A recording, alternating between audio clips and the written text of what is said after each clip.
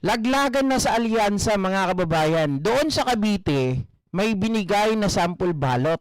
Naku po, itong mga pamilya daw ng Revilla, itong silang Bong Revilla, yung kanyang, alam nyo naman, ilang mga pwesto dyan sa kanila, 'di ba? Si Bong Revilla, si Lani, si Brian, yan may mga hawak na mga pwesto, mga party list, congressman at senador.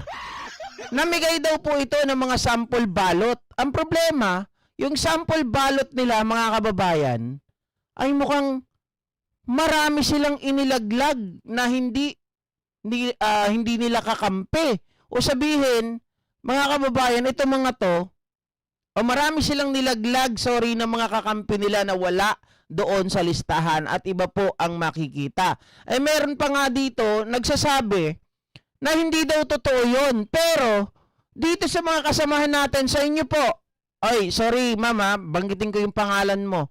Sabi ni Ma'am Ronnie Ratleg, mga kababayan, totoo daw na maraming namigay ng sample balot. Pero, ito pong sample balot na to, dinidinay po ngayon, mga kababayan, ng mga Revilla. Papakita ko mamaya. Pero ito po yung sample balot na nagkalat po ngayon doon sa Cavite. Ayan. Makikita nyo yung mga pangalan.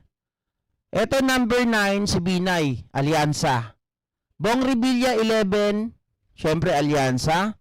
Mga kababayan. Tapos dito pa lang to sa senator Cayetano Pia, Alyansa naman yan. Pero dito may Bongo.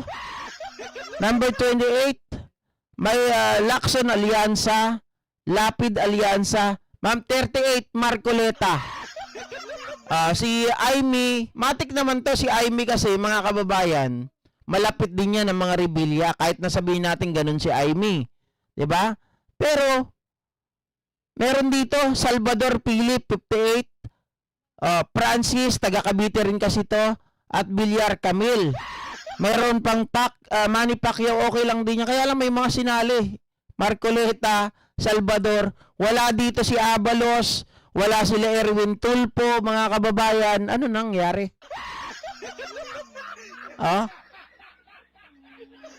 Pero ang sinabi ng mga Revilla ay wala daw pong katotohanan.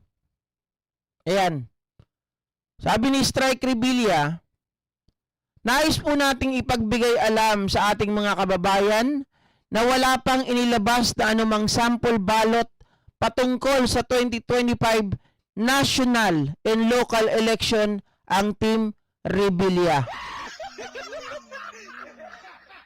Inuugok tayo ng mga to, no? Sana maglabas kayo ng katibayan na wala pong ipinakita o walang inilabas na mga sample ballot. Kasi, mga kababayan, marami po ang nakakita Marami po ang nakaalam. Si Yayam Dizon ay isang coordinator din. 'Di ba? Alam niya yung mga nangyayari. Mga kababayan, eto. Sabi, uso talaga ang traiduran dito sa probinsya ng Cavite. Di na bago yan. May namigay ng ganitong sample ballot ang mga kasama ni Bong Revilla sa event ngayon sa Cavite. Akala ko ba alyansa? Yan si Bong Revilla, kaya ako talagang walang tiwala dyan, patay. Ang totoo, kung kaibigan kong supporter ng Agimat Party List, merong ganito binigay sa akin.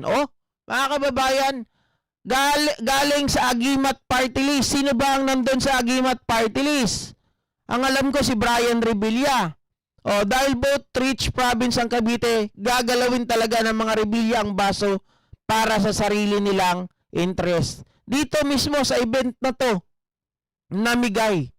Mga kababayan. So, tayo ba maniniwala pa sa Revilla? Mukhang mababawasan na naman ang boto. Mga kababayan, mukhang mawawala na naman si Budots dito Sabi nung iba, oy GP, di ba lakas CMD yan si Bong Revilla, si Budots? Oo nga. Nandun siya, kasama lagi ni Speaker Martin Romualdez. Kaya lang, mga kababayan, nakita natin itong si Bong Revilla, yung kanyang buong pamilya, nung tinanong tungkol sa impeachment ni Sara Duterte, hindi ito bumoto. Pangalawa, ang alam ko, ang anak ni Bong Revilla, ninang si Sara Duterte.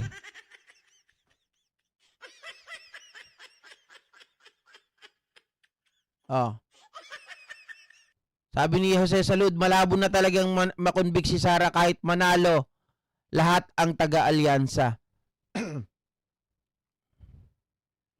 Malin Kahigo, so wag yang si Bongo, buhayang-buhaya yan.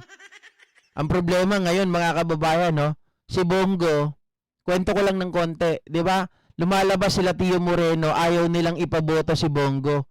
Kasi daw si Bongo ay gusto po ma-impeach si Sara Duterte. Kasi nga, naalala ninyo, si Bongo, ano yan, faction ng Tandang Duterte. At iba rin ang faction ni Sara. Hiwalay sila, hindi nag-uusap yung mga yan. Kaya lang, mga kababayan, kung pwede lang, wag na rin natin iboto. Kahit sila ay against, or sabihin natin kahit sila ay pro-impeachment, wag na rin natin iboto. Pro-China pa rin yan. Diba?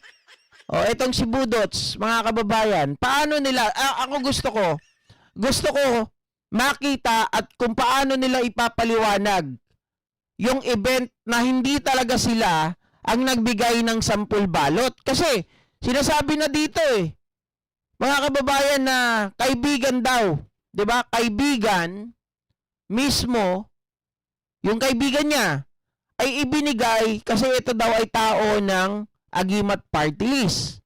Yung tao na yon. Imposible naman na yung Agimat Party List, mga kababayan, ay magbigay po ng sample ballot without the consent ng Agimat Party List. Diba? At kung makikita nyo dito, yung pangalan, ayan puro Revilla.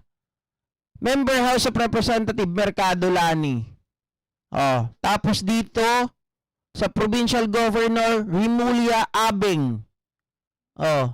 Mga kababayan, pangalan nila yung mga nandito. Paano nila papatunayan na hindi ito nanggaling sa kanila?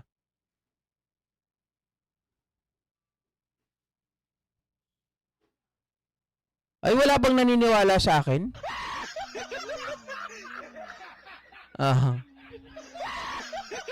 Sabi ni Boss Neboy 3D, BBM Senator, diretso kayo sa Inidoro.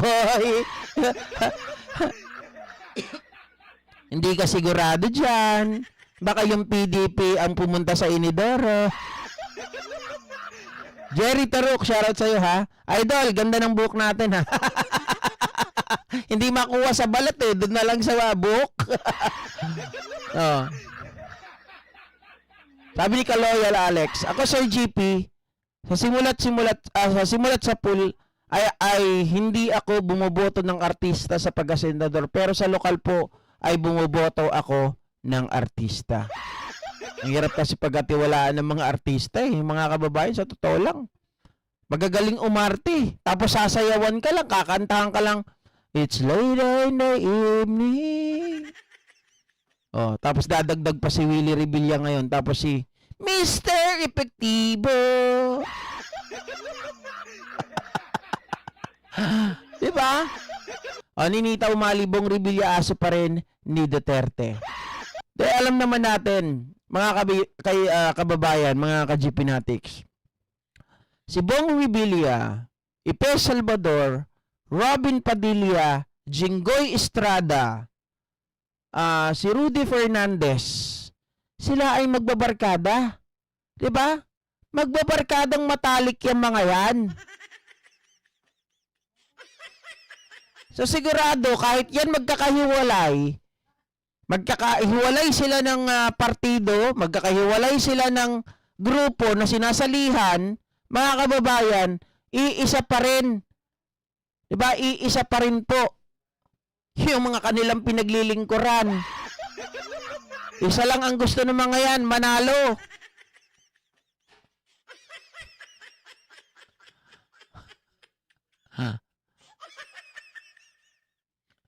Wag iboto mga artista walang alam sa politika tulad ni Robin. Diba? Sabi ni Kalowel Alex, tama daw. Kasi napanood ko yung ano niyan eh. Lagi yung magkakasama yung mga yan. Magkakatropa talaga yan.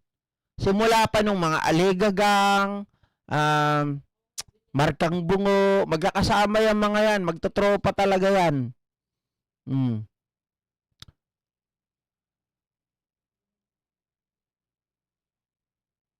Ang hirap naman ng pangalan ni Yis Gemini. Good morning, GP from Toronto. Thank you so much. Good morning din po sa inyo, mga kababayan. Kayo, mga kababayan, boboto pa ba kayo ng artista? At sana sagutin na ito habang maaga pa nila Bong Revilla, mga ka-GP Natics. Kasi hindi magandang imahe ito, no? At sana, kung totoo ito, tama lang yan. Pakita na kayo ng kulay ninyo.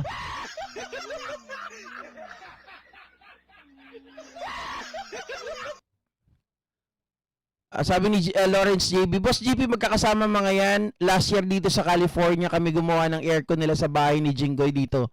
Magkakatropa talaga yung mga yan. Alam ko po. Di ba? Sir JB, alam ko talaga na magkakasama, magtotropa talaga yung mga yan. Dahil, sabi ko nga sa inyo, ang kuya ko dating ano yan, dating sumasama sa mga taping ni Robin Padilla. So, may mga picture sila na yung 5 na yan, kasama pa nung nabubuhay pa si Rudy Fernandez. Magtotropa po talaga yung mga yan. Kaya, Diyos ko, mababawasan na naman yung 7.5 ko mo, magiging 6.6 na. 6.6 na, no?